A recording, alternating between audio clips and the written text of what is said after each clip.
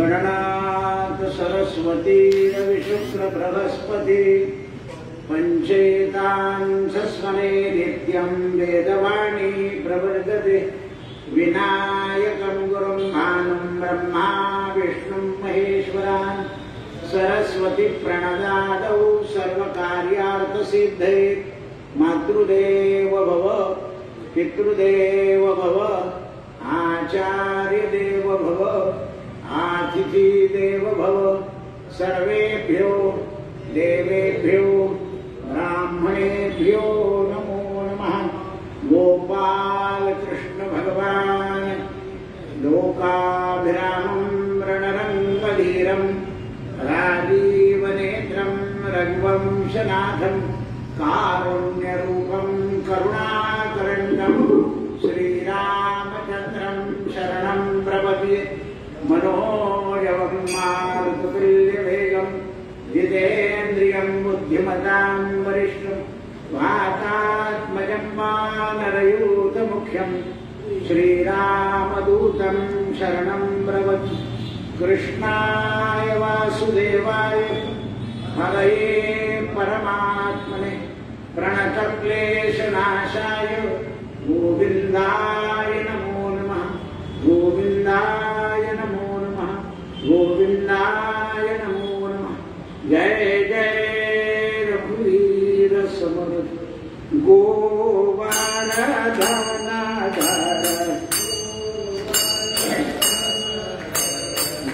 गोपालन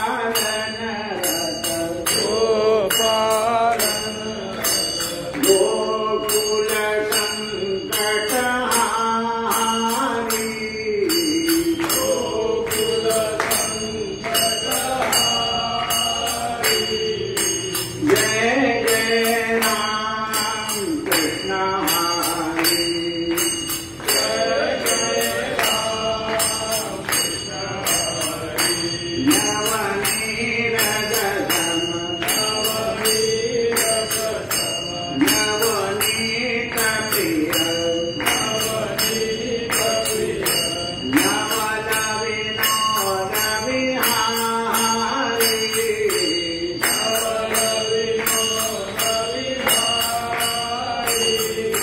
जय जय राम कृष्ण हरि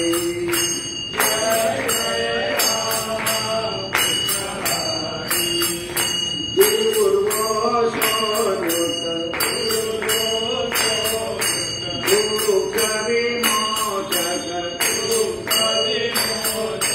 दुर्गम संकटहारी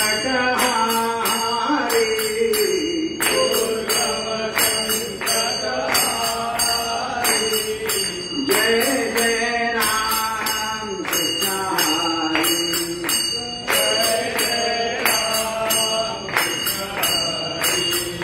शरणागत दीना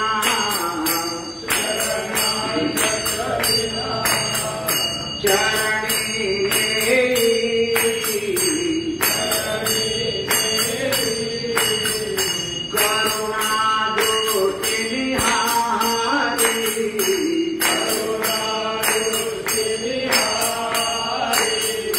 जय जय राम कृष्ण हरि।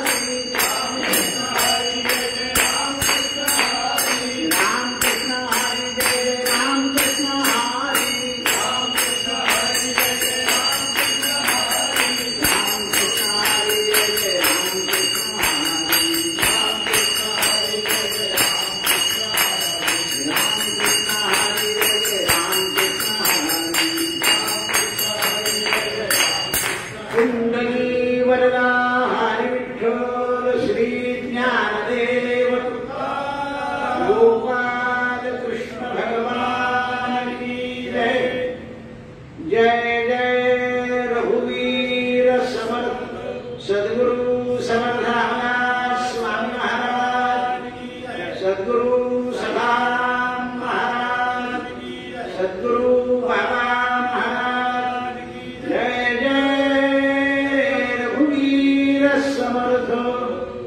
आज ज्येष्ठ शुद्ध एकादशी,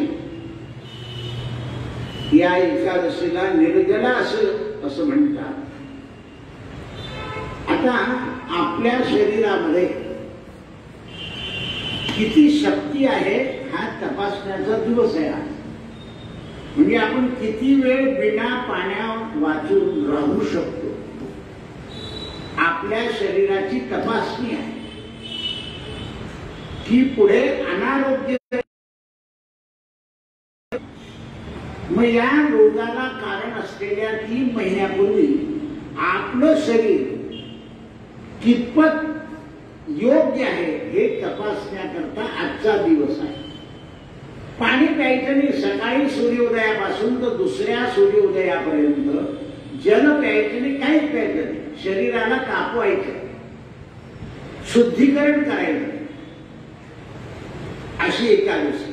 5 दिवसानंतर वृक्षांची पूजा पौर्णिमेला.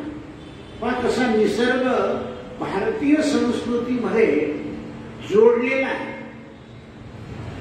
म्हणजे वृक्षांचा जो उत्सव आहे तो कसा योजलेला आहे आणि उत्सवामध्ये स्त्री प्रधान आहे म्हणून त्यांच्याकडून त्याचं पूजन आहे. आणि तो वृक्ष जो आहे तो मूळ ईश्वर आहे, ब्रह्मा विष्णू आणि महेश, म्हणून त्याला अश्वत्थ असं म्हणतात. अश्वत्थ हा शब्द कॉमन आहे. वड, पिंपळ आणि औदुंबर या तिघांनाही वापरला जातो. म्हणून जिथे वड, औदुंबर आणि पिंपळ आणि निंब आणि आंबा आहे ते सिद्धस्थान असतं. हे एकत्र असणं अत्यंत महत्वाचं आहे. कारण सगळे रसप्रधान झाड आहे आणि आरोग्य प्रधान आहे. जसं आता विज्ञानी लोकांना कळून गेलं की तुळशी ऑक्सिजन सोडते. आतापर्यंत ते मानत नव्हते. मनी प्लॅन लावत होते पण तुळशी नाही.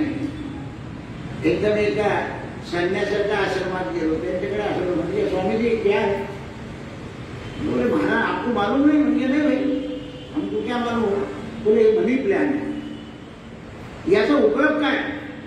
पैसा आता आहे. पैसा जर वेळाने येत असेल तर मनमोहन सिंग कशाला कर्ज घेत? म्हणजे संन्यास वृत्ती मला माणसाला सुद्धा असं वाटतं की हा मनी प्लॅन लावला की येणारे आपल्याला जास्त पैसे देतील. म्हणजे पहा, लोभ लावत. निसर्ग आहे तो, आनंद देतो. तो हिरवागार वेल आहे, तो आनंद देतो. हा आनंद निसर्गापासून आनंद आहे. पण त्याला जर फळं येत असतील तर त्याचे पैसे मिळतील, पण त्या मनी प्लॅनला काहीच येत नाही.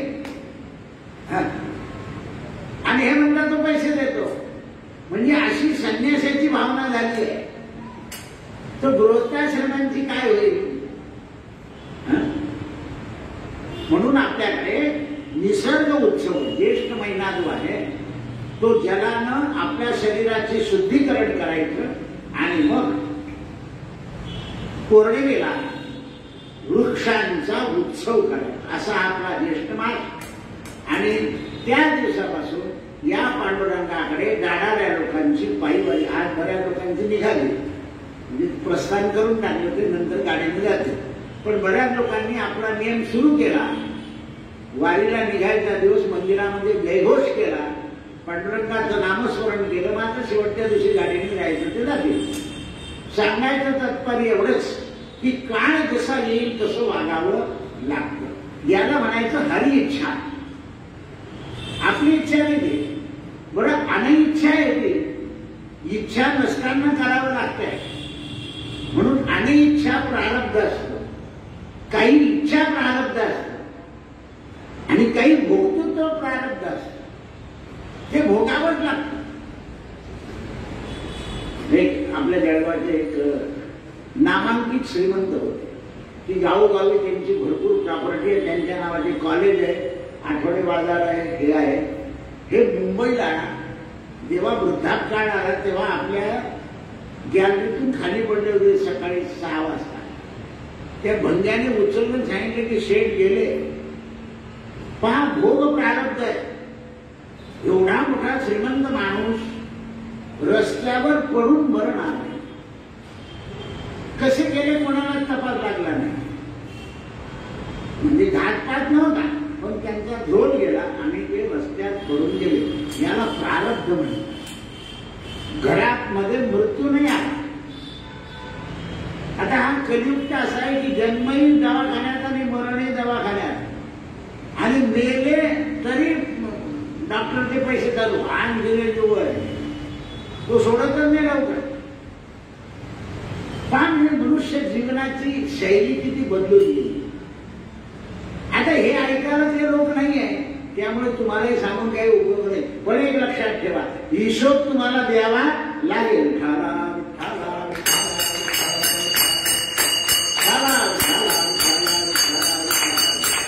कुंडली वरदा हरिष्ठ श्री ज्ञानदेव तुकार सकाराम महाराज. आज समर्थ आपल्याला 50वा श्लोक देत आहे. नसे अंतरी काम नाना विकारी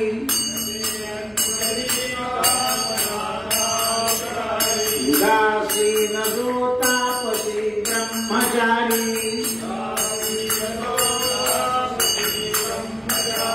निवाला मनी नेश नाही तमाचा जगी धन्य तो दास सर्वोत्तमाचा नसे अंतरी कामकारी विकारी उदासीन जो तापसी ब्रह्मचारी जगी धन्य तो दास सर्वोत्तमाचा राघव राजा राम पतित पावन सीताराम जीवन राम राम सुंदर माधव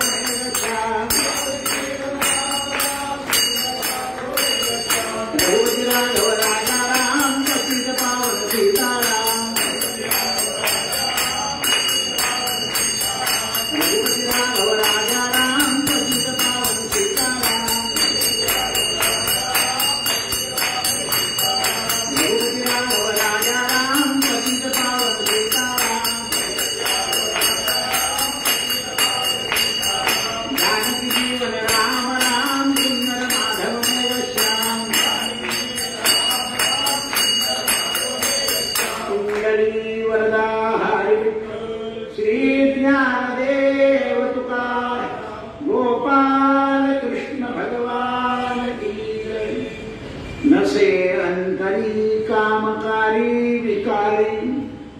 उदासीन जो तापसी ब्रह्मचारी निवाला मनी लेश नाही तमाचा जगी धन्य तो दास सर्वोत्तमाचा.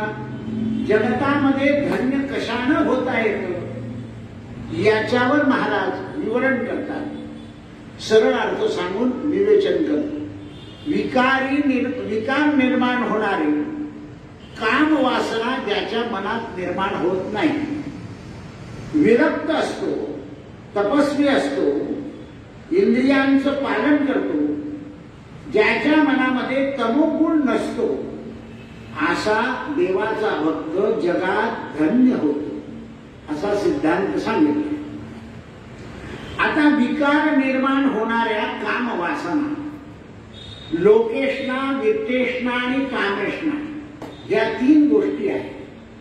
मनुष्य जर ज्ञानी झाला तर त्याच्या मागे लोकेशना लागते की आपल्याला जय मिळाला पाहिजे, आपल्याला कीर्ती मिळाली पाहिजे, आपल्याला प्रतिष्ठा मिळाली पाहिजे. मनुष्य प्रतिष्ठेकरता प्रयत्न करतो. आम्ही एकदा वृंदावन यात्रेला गेलो होतो. माझ्याबरोबर सोनार नाना, बराणपूरकर नाना आमचा त्याच्यानंतर नसराबादचे गुरुजी, आम्ही 4 ते 5 लोक ज्या आश्रमामध्ये आम्हाला बोलवलेलं होतं, आम्ही उतरलो तिथे 85 वर्षाचे संन्यासी धावत आले आमच्या टांगा गेल्याबरोबर, आणि त्यांनी त्या टांग्यातून ते सामान असं बळजबरी उचललं आणि खोल्यांमध्ये नेलं. माझी पिशवी मी त्यांच्याकडून घेतली, म्हणजे स्वामीजी नाही बोले, आप हमारे अतिथी हो. 85 ते 90 वर्षाचा मनुष्य सेवा करण्यामध्ये वृंदावनात इतके तत्पर, आम्हाला लगेच पाणी काढून दिलं हातपाय धुवायला. फार सुंदर, यमुनेचं नदीचं पाणी फार सुंदर लागतं. मी म्हणजे स्वामीजी आप इनको दो पाणी, नहीं लूंगा. बोले क्यों महाराज, इनके सन्यासी, इनके हाथ का कुछ मेरे को चलता नहीं, सरळ सांगून आता 90 वर्षाचा म्हातारा आपल्याला 35 वर्षाच्या माणसाला पाणी देणार, आपल्याला काही वाटली पाहिजे ना.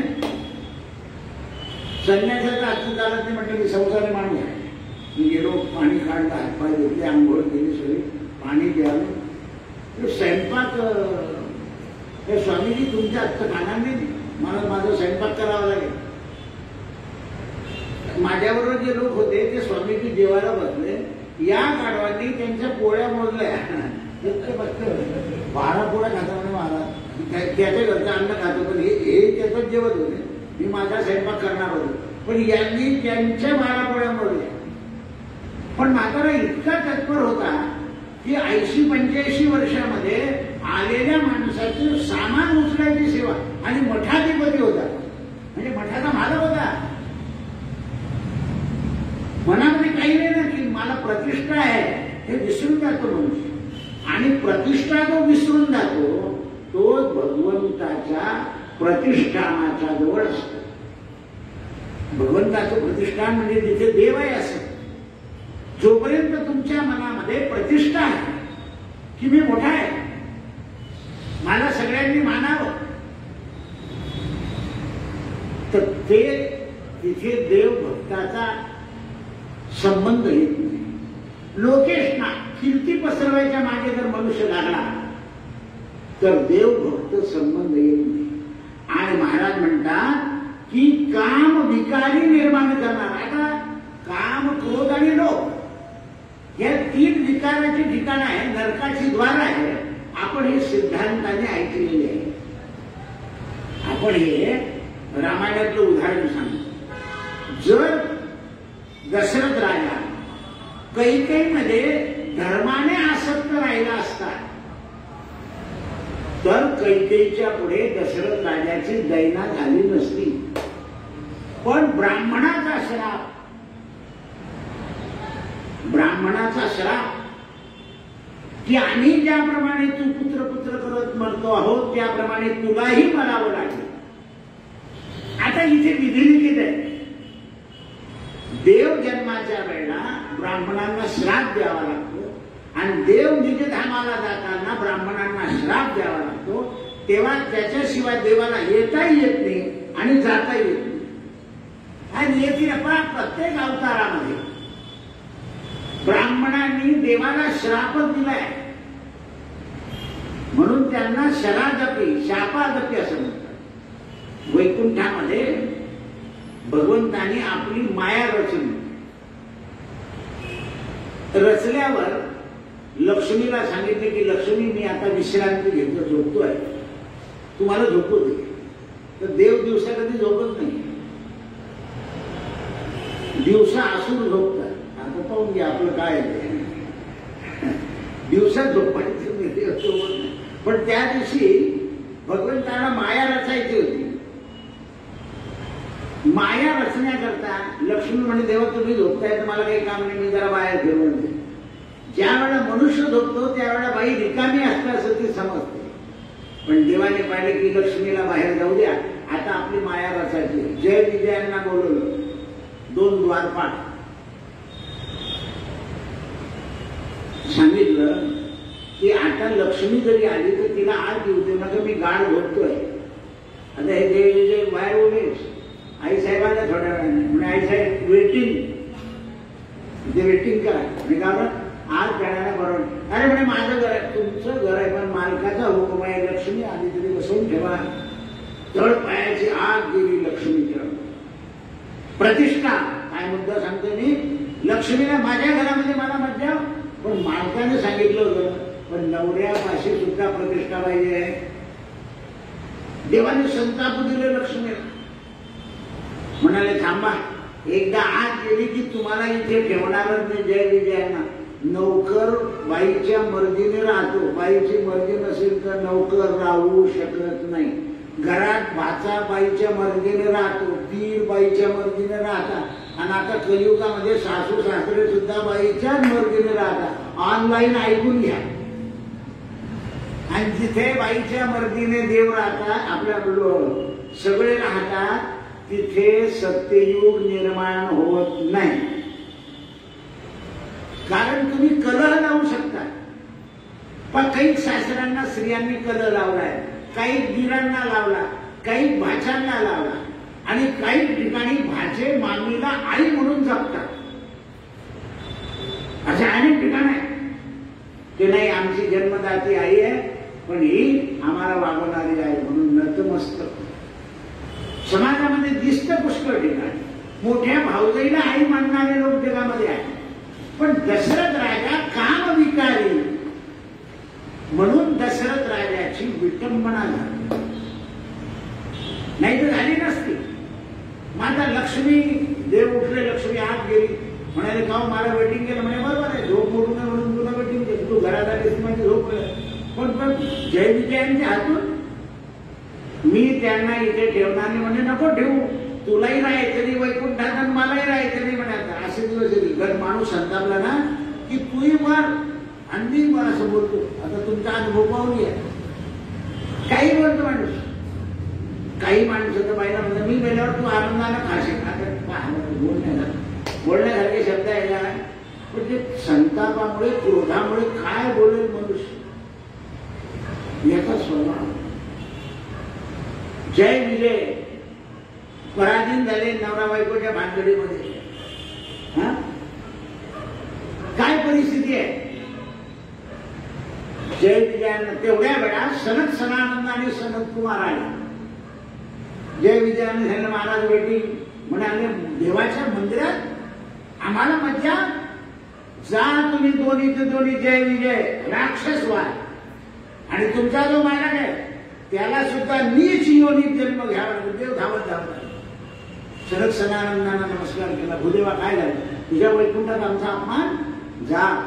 हे 3 जन्म घेतील. पहिला जन्म हिरण्याक्ष हिरण्यकश्यप, दुसरा रावण कुंभकर्ण, तिसरा शिशुपाल गंधर्व.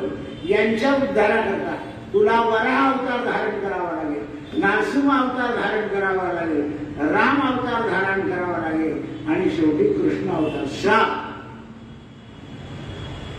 आंबिरस राजाकडे सुद्धा असा श्राप होता. देवाच्या अवताराकरता अवतार तुम्हा धराया कारण, अवतार तुम्हा धराया कारण, जड जीवा कारण. जे जड जीव आहे, जे मायेमध्ये अटकलेले जीव आहे, यांना तारण्याकरता भगवंताला. आता बा हिरण्याक्ष आणि हिरण्यकश्यप हे दोन्ही ब्राह्मणाच्या घरी जन्माला आले, काश्यप ऋषीच्या घरी. पण भोग वृत्ती वाढू नये. भोग आणि विलास कोणत्याही घराण्यात गेले की घराण्याचा नाश होतो. राजे रजवाडे सुद्धा कशाने गेले? भोग विलासाने. भोगे रोग भयम. सणावाराला भोग आवश्यक आहे, पण इतर दिवशी भोगानं रोग होतो, आकार येतो, दुःख प्राप्त होतं. सनत सनानंदांनी देवाला श्राप दिला. देवाने त्या शापाचा स्वीकार केला आणि त्या दिवसापासून लक्ष्मी वैकुंठातून निघून गेली. आणि भगवंताला तर देवच वैकुंठात नाही, म्हणून लक्ष्मी पण भूमंडळावर आली आणि आईसाहेबांनी कोल्हापूरमध्ये वास्तव्य केलं आणि भगवान अवतार धराला मोकळे झाले. वैकुंठ रिकाम पडलं. ब्राह्मणाच्या श्रापामुळे जय विजय खाली आले. काय घडलं तर भगवंताने आपली माया रचली. भगवंताचा आणि लक्ष्मीचा वियोग झाला. कारण लक्ष्मीला या भूमंडळावर अनेक रूपानं पाठवायचं होतं परमात्माला. द्रव्य रूपानं, धान्य रूपानं, निसर्ग रूपानं. म्हणून लक्ष्मी त्रिपती आहे. तिघांचा मालक आहे, भूमीचा, निसर्गाचा आणि चरलक्ष्मीचा. म्हणून त्याचं नाव आहे त्रिपती. अपभ्रंश झाला तिरुपती. आता मी सांगितलं तिरुपतीला सगळे श्रीमंत लोक जातात, पैसे टाकतात ते भरपूर, त्यांना पैसे मिळतात, पण त्यांची बुद्धी सुधरत की आपण डुप्लिकेट माल विकतोय. पण जेवढे तिरुपतीचे भक्त आहे ना तेवढ्यांना पैसा भरपूर आहे, पण खसखस मध्ये रवा टाकायचं काम चालू आहे. काय नाही सुधारली? बुद्धी. आणि बुद्धी सुधारत नाही, त्यामुळे ते कायम उदासीन असतात. कसे? उदासीन जो तापसी ब्रह्मचारी. जसे उदासीन ब्रह्मचारी असतात तसे भोगी कायम उदासीन. काय आहे आता मग पुष्कळ धनिक लोक आहेत, पण काही नाही धन, काही नाही धन असं. कारण धनाचा उपयोग जर लक्षात घेतला तर देहरक्षणाकारणे आहे. देहाचं रक्षण करण्याकरता आहे. आणि प्रत्येकाला आपल्या भाग्याने देहरक्षणाकरता मिळतो. आता अनेक लोकांचं भरपूर आहे तर तो काही त्यांच्या देहरक्षणाला उपयोगी येत नाही आहे, तो पडून आहे. तो काय आहे? नेहमी लक्ष्मीनं बाजारात फिरली पाहिजे. सोनं नाणं जमीन याच्याने लक्ष्मी काय होते? स्थिर राहून जाते, स्थावर मध्ये जाते, बाजारात फिरली पाहिजे. आणि बाजारात लक्ष्मी फिरण्याकरता राजा चांगला पाहिजे. जर राजा लवाड असेल तर लक्ष्मी फिरूच शकत नाही. चांगल्याच्या मागे लागायचं, लवाडांना मजा करू द्यायचं, याचा नियम आहे. त्यामुळे लक्ष्मी थांबून गेली आहे. आपण किती केलं थांब, लक्ष्मी कुंकू लावतो तर तिथे थांबत नाही. कारण राजा लवाड, राजा कालस्य कारणम. या काळाला राजाच कारण आहे, दुसरं कोणी कारण. राजा जर सचिन मनानं द्वेष रहित राहिला, दशरथ राजा द्वेष रहित राहिले. जनक राजाचं एक उदाहरण आहे. जनक राजा स्वर्गाला चालले, रामाचे सासरे विमानामध्ये बसून, तर नरकावरून विमान गेलं स्वर्गात जाताना.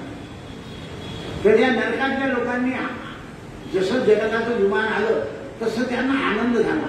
जनक राजा म्हणाले, काय तुम्हाला आल्याबरोबर मला इतकं सुख वाटलं नरकात, तर तुम्ही असं करा, इथेच थांबा आणि स्वर्गात जाऊ नका. तर जनक राजाने यमाला सांगितलं की मी इथे राहतो, मी इथे आल्यावर लोकांना सुख होतं, तुम्ही स्वर्गात जाऊन काय करू? हे म्हणे, खरं हो, लोक स्वर्गात राहायची इच्छा करतात. नाही म्हणे, माझा जनकाचा देव जगाच्या कल्याणाकरता आहे.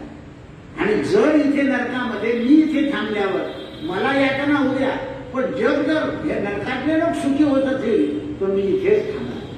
मग यमराजाने काय केलं? हा जर इथे थांबला तर आपला शिक्षा देण्याच्या क्रमात पडेल.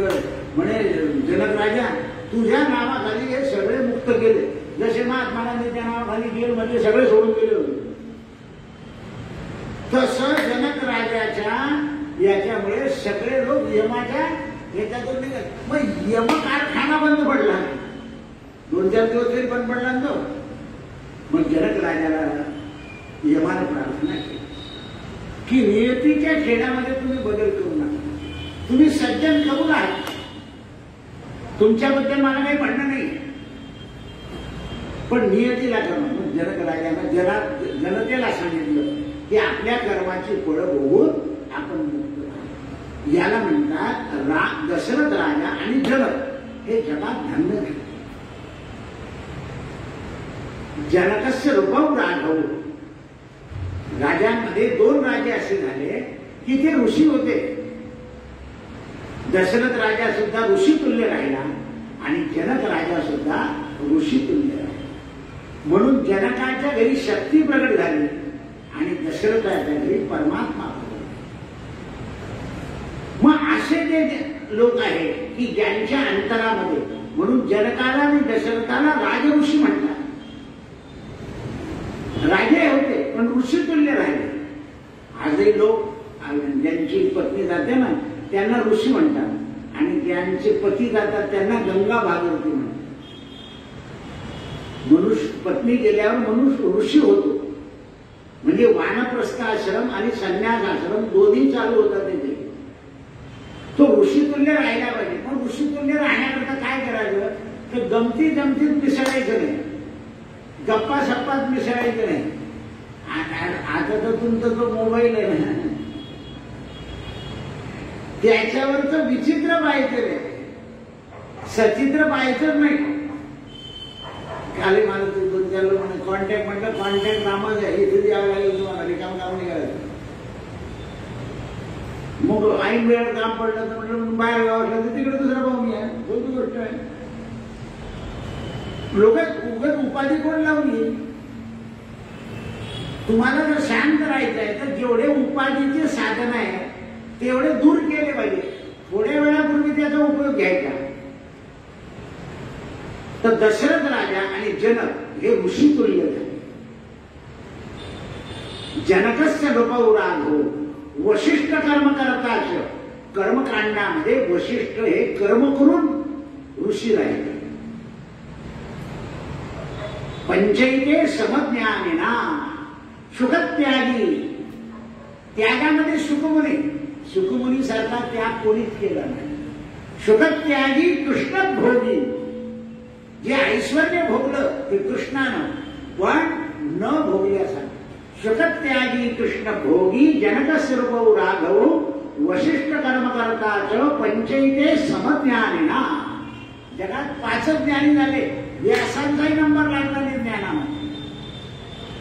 सुखाचा नंबर लागला, वशिष्ठाचा नंबर लागला, जनकाचा नंबर लागला आणि रामाचा नंबर लागला आणि भगवान कृष्णाचा नंबर लागला. हे जगात 5 ज्ञानी होऊन गेले. त्यागामध्ये सुखमुनी, सुखत्यागी कृष्ण भोगी. भोग ऐश्वर्यामध्ये भगवान श्रीकृष्ण, त्यागामध्ये राजांमध्ये जनकस्य नृपौ राघव, दशरथ राजा, जनक राजा आणि राम हे, आणि कर्मामध्ये वशिष्ठ. असे 5 ज्ञानी. या ज्ञानांची जगामध्ये तुलनाच करता येत नाही. म्हणून समर्थ म्हणतात विकार निर्माण करणारा काम ज्यांच्या मनात नसतो, हा काम काय करतो विकार निर्माण करतो. पण तुम्ही आपल्याला मनामध्ये विचार सुरू झाले की कल्पना येतात. असं होईल, तसं होईल, अमुक होईल, ढमुक होईल. थोडस काही झालं की मनुष्य चिंता दूर होऊन जातो. आता विरक्त जो असतो, तपस्वी जो असतो, जो इंद्रियांचा संयम पाळतो, त्याच्या मनामध्ये असे विचार येत नाही. रजोगुण आणि तमोगुणाने मनुष्य बेचैन होते. म्हणून जेवढा सत्वगुण पाळता आला तेवढा सत्वगुण पाळला पाहिजे. पण तुम्हाला सत्वगुणाचे उदाहरण सांगतो. सीता वनात पाठवल्यानंतर आता रामाला माहिती होतं सीता का वनात पाठवायचं, पण दूताला सांगितलं की गावात जाऊन तपास कर, जनता जनार्दन काय म्हणते. ते म्हणाले या रामाला रावणाच्या घरी राहिलेल्या सीतेला आपल्या घरी ठेवण्यात काय आनंद. असं ऐकल्याबरोबर सीतेला पाठवून दिलं. पण जनतेवर कोपले नाही, जनतेच्या मागे काही षडाष्टक लावलं नाही. जनतेच्या मागे रामानं षडाष्टक नाही लावलं. असा राजा असतो. कारण जनता ही आपल्या मनाने बोलत असते. त्यांचे संबंध तेवढे असतात, त्यांची बुद्धी तेवढी असते. त्यांच्या मागे षडाष्टक नाही लावलं, त्यांना काही बोलले नाही, त्यांना काही त्रास नाही दिला. आता तर कोणी बोललं की त्याच्या मागे त्रास होऊन. म्हणून याचा अर्थ असा आहे की राजा नीतिमूल्य पाहिजे. जेव्हा राजा नीतिमूल्य पाळतो तेव्हा प्रजेवर त्या नीतिमूल्याचे संस्कार. वडिलांनी आईला शिव्या दिल्या तर पोरगा उद्या देणारच नीतिमूल्याच्या किमती. नीतिमूल्य आहे. आपण जर मुलाला शिव्या वापरल्या तर मुलगा सुद्धा आपल्या नातवाला शिव्याच वापरेल. ही नीतिमूल्य जी आहे हे कोण सांगेल तर संत सांगेल. म्हणून समर्थ म्हणतात तमो गुणाचा लेश ज्याच्या नसतो तो जगात भगवंताचा भोग. सगळे लोक आम्हाला म्हणतात की आम्हाला आशीर्वाद द्या, आम्ही भक्त बनले पाहिजे. पण भक्त बनण्याकरता तुम्हाला या गोष्टी केल्या पाहिजे ना. त्या गोष्टी आपण करत नाही आणि बुवाचा आशीर्वाद करा होत नाही. झाला विठाला विठाला विठाला झाला विठाला विठाला विठाला विठाला विठाला विठाला.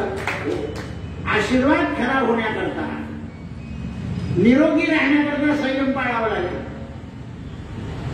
जर आपण संयमच पाळला नाही तर निरोगी राहणं शक्य नाही आहे. मन शांत ठेवण्याकरता विकाराच्या गोष्टी काढायच्याच नाही. आपण तर विकारामध्ये जमलो की इतकं जमलो की तिथे आजची मैत्री छान झाली असं म्हणतो. कारण विकार जे आहे ते मनाची हालचाल करतात आणि मनाची हालचाल झाली की मन अशांत होतं. म्हणून रामांच्या मनाची हालचाल झाली नाही, दशरथ राजाच्या मनाची हालचाल झाली नाही. बघा तुम्ही ज्या वेळेला कैकेयीने अपमान करून कौशल्याच्या महलात पाठवलं तेव्हा म्हणाले राजा दशरथ कौशल्य छान झालं. मला भोगभूमीमध्ये मरण येण्यापेक्षा प्रेमभूमीमध्ये मरण येत आहे याचा मला आनंद आहे. कौशल्याचा महल कसा होता? भोगप्रधान. कौशल्या काही घरात काम करायचे नाही, मस्ती बंगल्यावर बसायची, हुकूम सोडायची, तोंडात पिढा आणि वेळी मोकळी. आणि कौशल्या देवाचा नैवेद्य स्वतः करायचे आणि राजाला स्वतः जेवण वाढायचे. दशरथ राजा जेवणाचं काम नोकऱ्यांवर, स्वयंपाक करण्याचं काम नोकऱ्यांवर होतं, पण वाढण्याचं काम आणि कौशल्याला सगळं साहित्य आणून देण्याचं काम सुमित्रा करत होती. दशरथ राजाला कैकेयीच्या घरी दासींकडून हातात मिळत होतं, कैकेयीकडून नाही. म्हणून कैकेयीचं घर भोगप्रधान, कौशल्याचं घर प्रेमप्रधान. म्हणून दशरथ राजाचं प्राणोत्कमन कौशल्याच्या घरात झालं. म्हणून राजा दशरथाला आनंद झाला. कारण केव्हाही प्रेमामध्ये देह सुटला पाहिजे. म्हणून मुलं सुना ज्याचं प्राणोत्कमन होतं ना त्याच्याजवळ असे विषय काढायचे की जेथे त्यांना प्रेमाळपणा आला पाहिजे, देवाचं नाव आठवलं पाहिजे. आपण बाबा तुम्ही काहीच केलं नाही, काही करून ठेवते तर आता उपयोगाला तो विचारा जायचं तयारी आणि हे त्याच्यामध्ये कुरापती घालतात. कारण आपला विषय तो असतो. द्रव्य हा विषय इतका आहे की माणूस मरत असला तरी त्याच्याविषयी द्रव्याचाच विषय काढतो. आमचे एक नातेवाईक होते, त्यांचे मिस्टर वारले तर सगळे आम्ही गेलो तर त्या बाईने रडण्यात एक शब्द वापरला होता, 8 दिवस झाले रेशन सुद्धा आणलं नाही रे भाऊ. म्हणजे बाकी त्यांनी रस्ता धरायचा. मला आठवतं किती सालची गोष्ट आहे, 67 सालाची. तेव्हा बिलकुल सगळं हेलून मेलून कांद्याचा 1 किलो होता तेव्हा, सगळे लाल दिवाळी. तर ती म्हातारी रडताना म्हणायची की भाऊ काय तू असं गेला, रेशन सुद्धा आणलं आणि बाकीचे फटाफट फटाफट सगळे कुठून गेले. एका शेजारच्या बाजारांनी तिचा थोडं वाज काढून टाकला, मोकळं. 2च जण होते ते, नवरा बायको. पण रडण्यामध्ये तिने सूचना करून दिली, संसारिक माणूस किती हुशार आहे. आता मी भीमसेन जोशीची गोष्ट सांगितली. एकदा भीमसेन जोशीला आपलं मंदिर फार आवडलं. तिथे एक आरती होतं ठक्कार म्हणून. ते रोज इथे येऊन बसायचे आणि आपल्या मंदिराची जी हालचाल आहे ती रविवारी मध्ये गेले ते भीमसेन जोशीला सांगत की असं मंदिर आहे, मंडप छान आहे, लोक प्रेमळ आहेत, पोलीस लोकांचं मंदिर आहे. मला अण्णांचा निरोप होता त्या की दादाला म्हणावं काही कार्यक्रम करशील तर मी 5 पैसे घेणार नाही. तर त्यावेळी इतकी काही आपली म्हणजे अशी हे नव्हती प्रभाशक्ती त्या अण्णाला आणून. मग एकदा माझं त्यांचं पंढरपूरला भेट झाली. सखाराम महाराज मोठे महाराज वागले होते, त्यांना लहान महाराज म्हणजे दादा हे भीमसेन जोशी म्हणजे अण्णांना मी परिचित आहे पण शाब्दिक. भीमसेन अण्णा म्हणजे काय शब्द काय म्हटलं ठक्कर आरटीओ म्हणे चिमुकले राम मंदिर. एका मिनिटात कारण ते ऐकलेलं होतं त्यांनी. राम मंदिर काय आहे हे ऐकलेलं. अरे हा आरटीओ असल्यामुळे तो बरोबर सगळे की मी तिथे जाऊन बसतो म्हणजे असं मंदिर आहे की तिथे रामावं. आता तरी हे म्हणजे खाली वाळू होती, संध्याकाळी पाणी बिणी मागलं की असा गार वारा सुटायला मस्त वाटला. 68, 69, 70, 71, 72 म्हणजे इतकं सुंदर होतं आणि लोक आनंदाने बसलेले असेल वाळू, बाकी बिक काही नव्हतं. त्याचं कारण आहे म्हणजे आम्हाला झाडांना खराटे शेतकरी आणून द्यायचे ते तुरखाटे चुरखाटे. हा हे खराटे पण नव्हते, ही वर्षी होती पण वातावरण एकदम मस्त.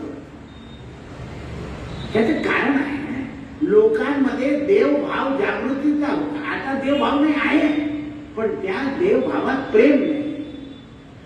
माझं मंदिर, माझं ठाव, माझा देव हा जो प्रेम भाव आहे तो अंतःकरणामध्ये जेव्हा भरतो.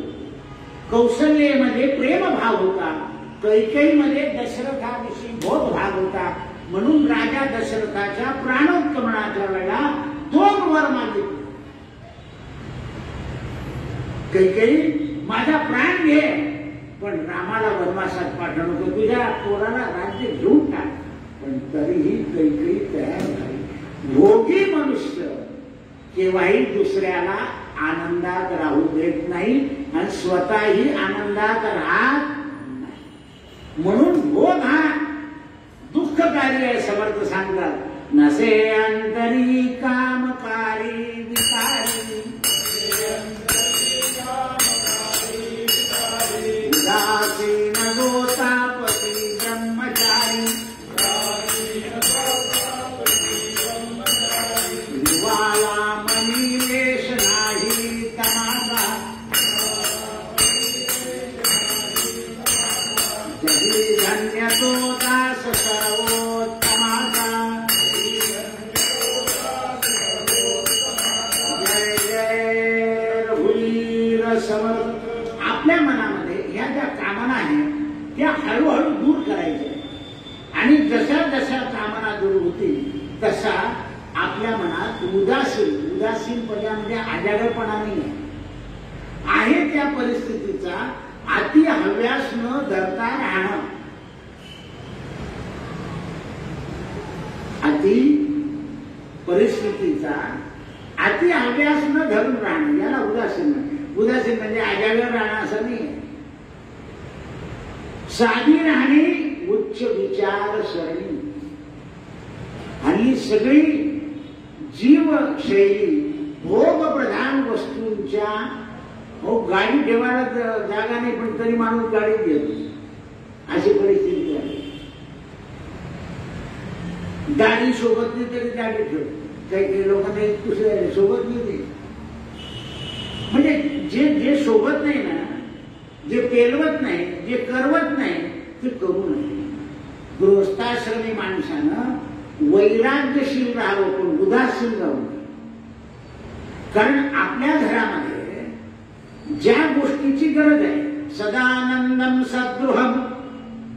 सदा घरामध्ये काय पाहिजे? आनंद. आता लोकांनी काय केलं तो आनंद खिडकी दरवाज्यावर टाकून दिला. ही खिडकी खराब आहे तुझ्या. अरे खिडकी दरवाजे काय करते? त्या एका गावाला जा, त्या गावाचे सगळे दरवाजे दक्षिणेला आहे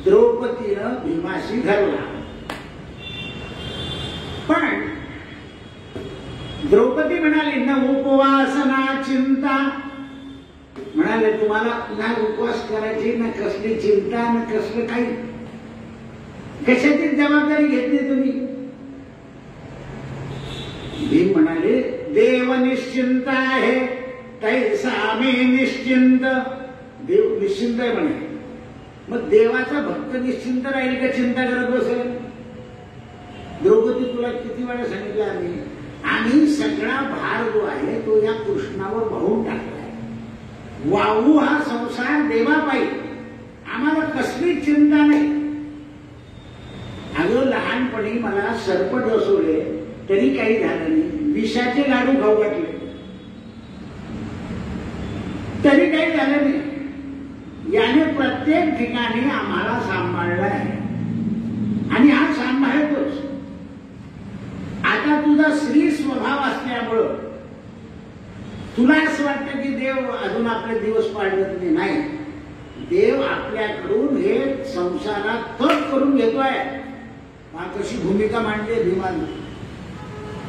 ज्या वेळेला संसारात आपल्याला कष्ट पुरतात त्या कष्टाचं रूपांतर तपात होतं आणि तपाने देव मागतो. तपे विना दैवत दिल्या विना प्राप्त.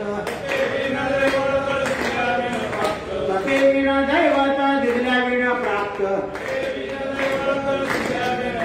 गुढे विना हित कोण सांगे. हो, हे आपलं तप असतं. थोडक्या पैशामध्ये जी गृहिणी संसार करून दाखवते त्याच्यात तिचं चातुर्य आहे आणि परमात्मा ते तपामध्ये धरतो. म्हणून गृहस्थाश्रमी माणसाचं तप काय. आल्या अतिथा अन्न देणे. आल्या अतिथा अन्न देणे. नेम असा साधिला. म्हणती जन तपोनिधी हा भला. गृहस्थाश्रमी वर्तन जाचे. स्तुत्य बहु चांगले. अतिथीचे मन नाही भंगले. आल्या अतिथा अन्न देणे. नेम असा साधिला. म्हणती जन तपोनिधी हा भला. आणि असा संसार करून गुरुभक्ती करायची आहे. हे गुरुनं शिष्यांना समजवलं पाहिजे. पण कोणते गुरु काहीच समजवलं नाही. एकदा मान दिली की तू जाणे तुझं नशीब जाणे नाही. त्याला समजवलं पाहिजे, तयार केला पाहिजे. गुरुभक्तीचा पूर्ण सागर. गुरुभक्तीचा पूर्ण सागर. भक्ती सुखे रंगला. भक्ती सुखे रंगला. जनार्दनी भाव असे चांगला. गुरुभक्ती करायची पण गुरुनं समजवलं पाहिजे की तुला काय करायचे. हे जेव्हा समजेल तेव्हा गुरु गुरु गुरु या नावाखाली लोक काही करतात. असं नाही. संसार उद्ध्वस्त होऊ द्यायचा नाही आहे. संसारात दैना येऊ द्यायची नाही आहे.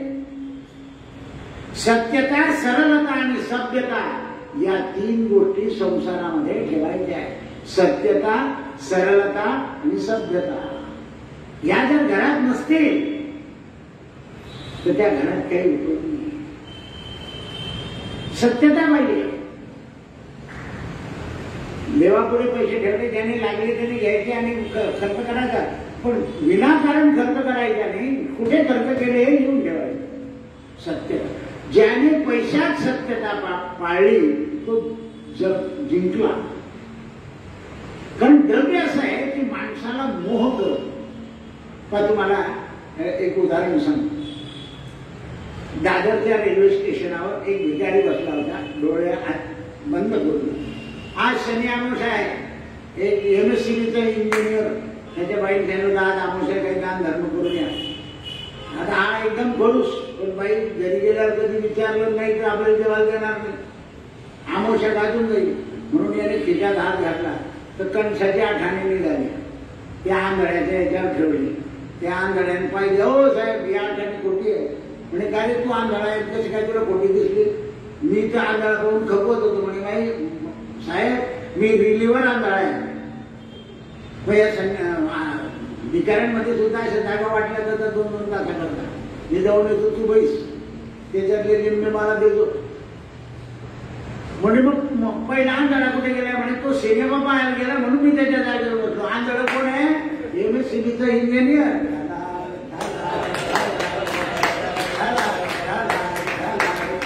आपल्याला वाटते ना धर्म आहे, नाही नाही नाही, आळशी आहेत ते.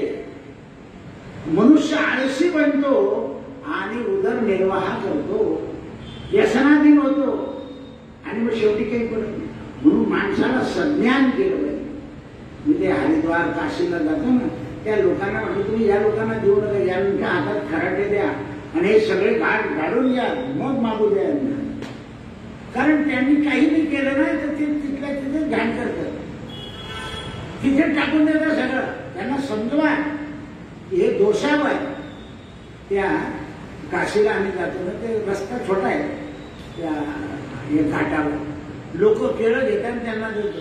तिकून यावं तेव्हा त्यांच्याकडे केळं त्या लोटगाडीत दिसतं. तो लोटगाडीवाला उचलून त्यांना पैसे देऊन देतो. म्हणजे तेच माल तेच माल. धर्म नाही राहिला. धर्म करायला सुद्धा गरजेकरता धर्म झाला पाहिजे. हा त्यांना भजे द्या, तिथे खायला सुरुवात करतील. कारण ज्याच्या त्याच्या अन्नावर ज्याची त्याची रुची आहे.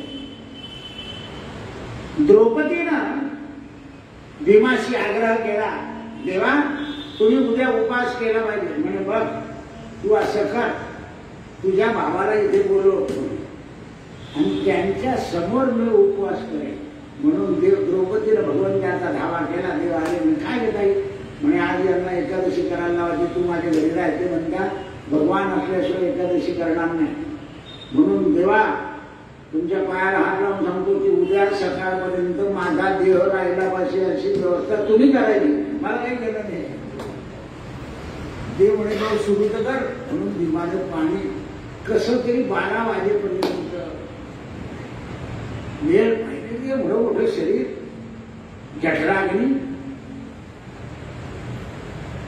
कृष्ण कृष्ण कृष्ण कृष्ण चाललंय, तो सगळा देव घालत आहे. देवा आता तुमचा भीम गेला समजा. म्हणजे भीमाचं आपण नदीत जाऊ. यमुना नदीच होती दिल्लीला. भीमाला सांगितलं की गळ्यापर्यंत पाण्यात थांब, तोंडात पाणी घालायचं नाही, पाठव. समोर पाणी दिसतंय, तहान लागली. जसं ऑपरेशन झाल्यावर डॉक्टर पाणी द्यायला नाही सांगतात, मग जास्तीत तोच पडतोय तर होटावर बर्फ फिरवा.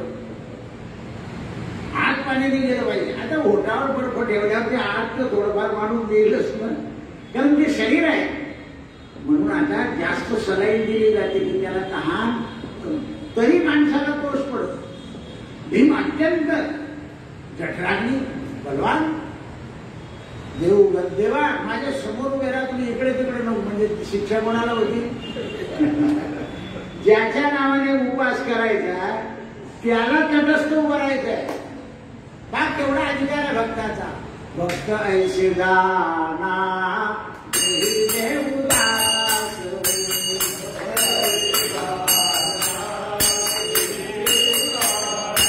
इतके शरीरावर उभे की देवाला झाला असे समोर उभे राहतात, देव उभे राहिले. आणि देव प्रकृतीला प्रार्थना करतो, हे प्रकृती उद्या सकाळपर्यंत माझ्या भीमाला मदत. भीम सारखं पाण्याने. द्रौपदी पाहते आहे, धर्मराजा पाहतो की काय याचं वैभव आहे. देवाला यमुनेच्या काठावर उभा करून ठेवलाय. म्हणजे देवाला ना पाणी, ना फराळ, ना नैवेद्य, ना काही नाही, देव उभे आहे. परत देवाला यमुना आवडते, देवाला माहिती होतं. यमुनेच्या तटावर यमुना तीर विहारा, घृत कौस्तुभ मणिहारा, नारायण नारायण जय गोविंद हरे. कसं तरी सकाळ ते 6 वाजले भीम म्हणे त्याला देवा आता मारू बुडी पिऊ पाणी म्हणे थांब मी आलो.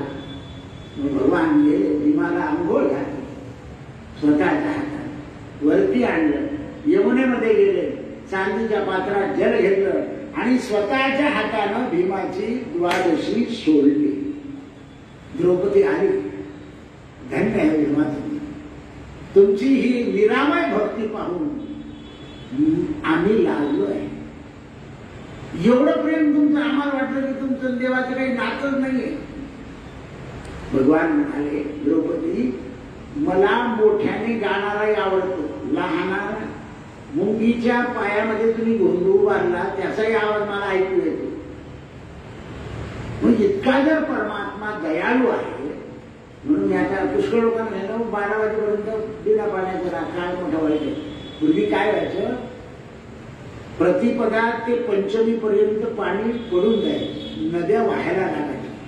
त्यामुळे निर्जला एकादशी करायच्या वातावरण आता वातावरण दमट आहे वातावरण दूषित पण आहे म्हणून सगळ्यांना 12 वाजेपर्यंत परवानगी दिली म्हणजे सकाळी 6 ते दुपारी 12. कारण काय विचित्र आहे कुठे अंगावर ओढून घेऊ नका. भले 12 वाजेपासून तर दुसऱ्या दिवशी सकाळपर्यंत त्याचं नामस्मरण करा. त्या नामस्मरणाला काळ वेळ नाही. काळ वेळ नाम उच्चारिता नाही परंतु दोन्ही नामस्मरण जे आहे ते दोन्ही पक्ष उद्धरणार आहे. दोन्ही पक्ष उद्धरणार आहे त्याच्यामुळे आपल्याला चिंता करायची गरज नाही. म्हणून अशी निर्जला एकादशी आणि उद्याच्या दिवशी पाणी आणि साखर हे 2 गोष्टी दान करायच्या आहेत. म्हणजेच काय आलं सलाईन साखर पाणी एकत्र काय आहे फक्त लिंबू पिळाचा अवकाश आहे. अशी ही निर्जला एकादशी भीमानं केली आणि भगवंताने करवून घेतली. ठाला विठ्ठला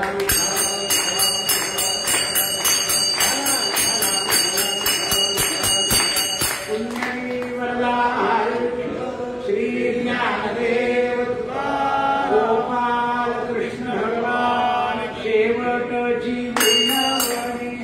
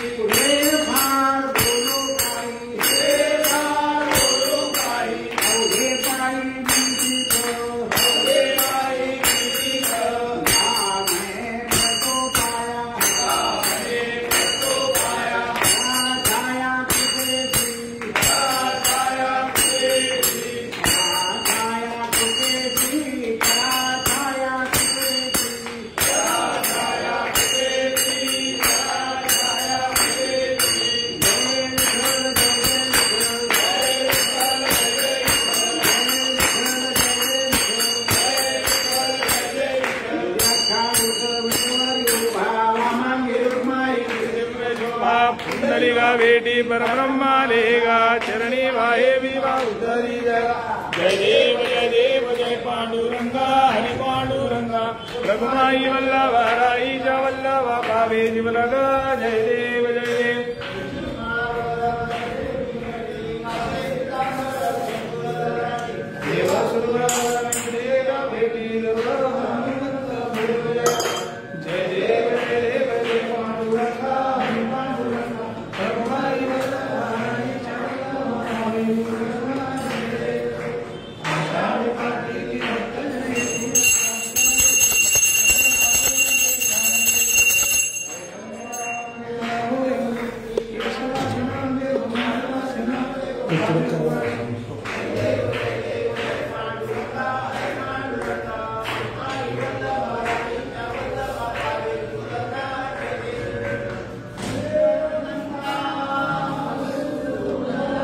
दोन